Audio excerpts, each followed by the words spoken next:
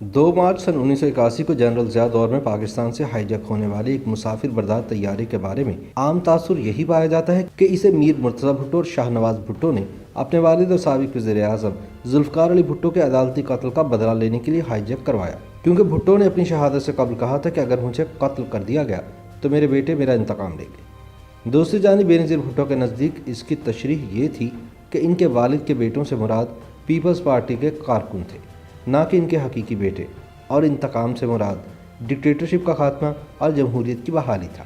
اسی طرح میر مرتضی بھٹو کی بیٹی فاطمہ بھٹو اپنی کتاب میں لکھتی ہیں کہ پاکستانی طیارہ اغوا کرنے والے ہائی جیکرز دراصل ضیاء الحق کی خفیہ ایجنسیوں کے ایجنٹ تھے، اور اس واقعے سے پیپلز پارٹی کو فائدے کی بجائے الٹا نقصان پہنچا اور ضیاء الحق کی فوجی جنتا مزید مضبوط ہوئی۔ آج سے تقریباً 40 سال قبل سن 1981 میں پیش آئے اس واقعے سے نہ صرف فوجی آمریت کے خلاف جمہوری جدوجہد کو زبردست نقصان پہنچا، بلکہ پیپلز پارٹی کو بھی خسارہ اٹھانا پڑا۔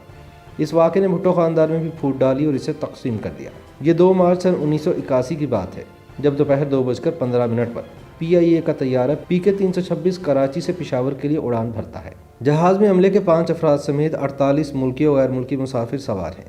میاں والی کے اوپر پرواز کے دوران 3 نوجوان اپنی سیٹوں سے اٹھتے ہیں اور کاکپٹ میں گھس کر اسلحے کے زور پر پائلٹ کو جہاز کا رخ موڑنے پر مجبور کر دیتے ہیں۔ یوں شام 5 بجے جہاز افغان دارالحکومت کابل کے ہوائی اڈے پر اتار لیا جاتا ہے۔ طیارے کی ہائی جیکنگ کی خبر اگلے دن عالمی میڈیا کی شہ سرخیوں میں نمایاں تھی۔ اغوا کاروں کی شناخت از ذوالفقار اور پیپلز اسٹوڈنٹ فیڈریشن سے وابستہ 3 نوجوانوں کے طور پر کرائی گئی۔ سلام اللہ ٹیپو، ناصر جمال اور ارشد شیرازی نے مسافروں کی رہائی کے بدلے ملک کے مختلف جیلوں میں قید پیپلز پارٹی کے 54 سیاسی قیدیوں کی رہائی کا مطالبہ کیا۔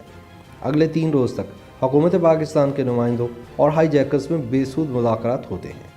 طیارے کے مسافروں میں کیپٹن طارق رحیم بھی شامل تھے، جنہیں اغوا کنندگان نے جنرل رحیم الدین کا بیٹا ہونے کے شبے میں قتل کر دیا۔ اس قتل کے بعد کسی ممکنہ ری ایکشن کے خدشے کے پیش نظر 7 مارچ کی صبح جہاز نے مسافروں سمیت شام کے دارالحکومت دمشق کا رخ کیا۔ یاد رہے کہ ضیاء دور میں بھٹو حکومت کے خاتمے کے بعد احتجاجی مظاہروں کی پاداش میں پیپلز پارٹی کے کئی رہنما مختلف جیلوں میں قید تھے، جن میں سابق وفاقی وزیر ڈاکٹر غلام حسین، سید اقبال حیدر، میاں محمود قصوری اور سلمان تاثیر شامل تھے۔ دلچسپ بات یہ ہے کہ فلم سٹار محمد علی اور حبیب بھی سیاسی قید کاٹ رہے تھے۔ بہرحال اس ہائی جیکنگ کے بعد عالمی میڈیا میں بھٹو کے بیٹوں مرتضی اور شاہ نواز بھٹو کے نام کی گونج پھر سنائی دینے لگی، لیکن پیپلز پارٹی کی تب کی قیادت یعنی نصرت بھٹو اور بینظیر بھٹو نے ہائی جیکرز اور ذوالفقار نامی تنظیم سے مکمل لا تعلقی کا اعلان کیا۔ بالآخر 12 مارچ کو حکومت نے جہاز کے مسافروں کی رہائی کے بدلے 54 پاکستانی قیدیوں کو آزاد کرنے کا فیصلہ کیا۔ ان 54 سیاسی قیدیوں کو ایک خصوصی طیارے کے ذریعے 15 مارچ کو پاکستان سے شام بھیج دیا گیا۔ ان قیدیوں میں سابق وفاقی وزیر ڈاکٹر غلام حسین بھی شامل تھے۔ غلام حسین کہتے ہیں کہ سیاسی قیدیوں کو زبردستی شام بھیجا گیا کیونکہ ہم لوگ ہائی جیکنگ کے نتیجے میں رہا ہونے کو تیار نہیں تھے۔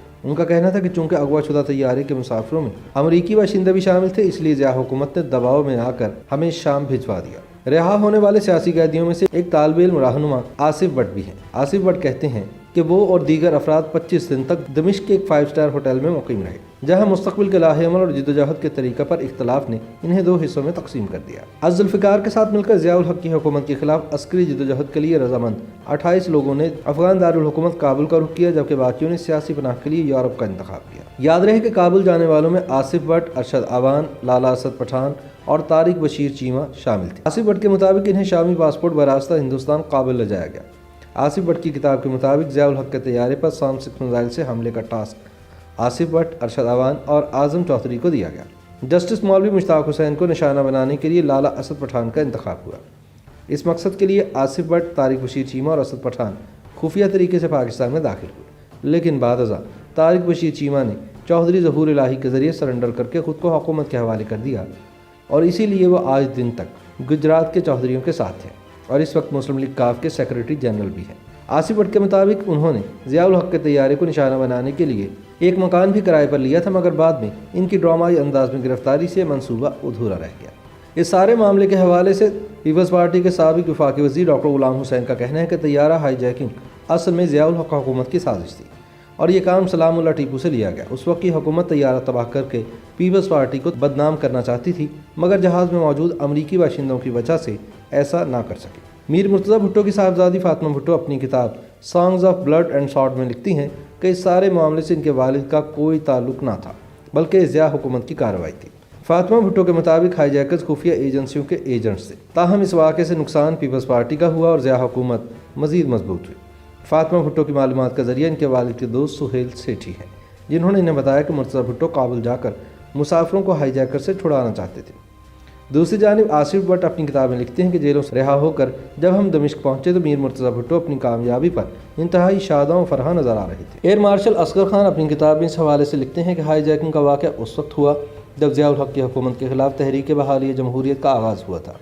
حکومت نے اس کا فائدہ اٹھا کر پیپلز پارٹی کے خلاف پروپیگنڈا کیا، جس کا اثر یہ ہوا کہ آزاد کشمیر کے سابق صدر سردار عبدالقیوم خان اس واقعے کو جواز بنا کر MRD سے علیحدہ ہو گئے اور یوں یہ تحریک کمزور پڑ گئی۔ لیکن اس واقعے سے منسلک بعض کرداروں کا خاتمہ بہت دردناک طریقے سے ہوا۔ طیارے کے ہائی جیکرز میں سے ایک سلام اللہ ٹیپو کو بعد ازاں افغان حکومت نے فائرنگ اسکواڈ کے ذریعے موت کے گھاٹ اتار دیا۔ پرویز سنواری آپس کی لڑائی میں قتل ہوئے، لالا اسد پٹھان کراچی میں پولیس کا نشانہ بنے، عبدالرزاق جھنا، عثمان غنی اور ادریس توتی مختلف الزامات میں ضیاء دور میں پھانسی پر چڑھا دیے گئے۔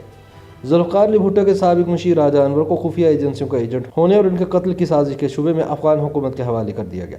انہوں نے پل چرخی جیل کے اذیتناک واقعات کا ذکر اپنی کتاب میں بھی کیا ہے۔ پیپلز پارٹی کے برسر اقتدار آنے پر ڈاکٹر غلام حسین وطن واپس لوٹا، جبکہ آصف بٹ کو بھی جیل سے رہائی مل گئی۔ میر مرتضیٰ بھٹو سن 1996 میں کراچی میں مبینہ پولیس مقابلے میں جان کی بازی ہار گئے، جبکہ طیارہ اغوا کرنے والے بقیہ دو کردار ناصر جمال اور ارشد شیرازی ابھی تک جلا وطنی کی زندگی بسر کر رہے ہیں۔ YouTube پر گوگلی نیوز دیکھنے کے لیے youtube.com کی سرچ بار میں googly news T V type کریں۔ گوگلی نیوز کے پیج پر سرخ رنگ کے سبسکرپشن والے بٹن پر کلک کرنا نہ بھولیے۔ YouTube پیج پر اپلوڈ ہونے والی ویڈیوز سے باخبر رہنے کے لیے بیل آئیکن پر کلک کیجیے۔ آپ کو ہر نئی ویڈیو کے بارے میں نوٹیفیکیشن موصول ہو جائے گا۔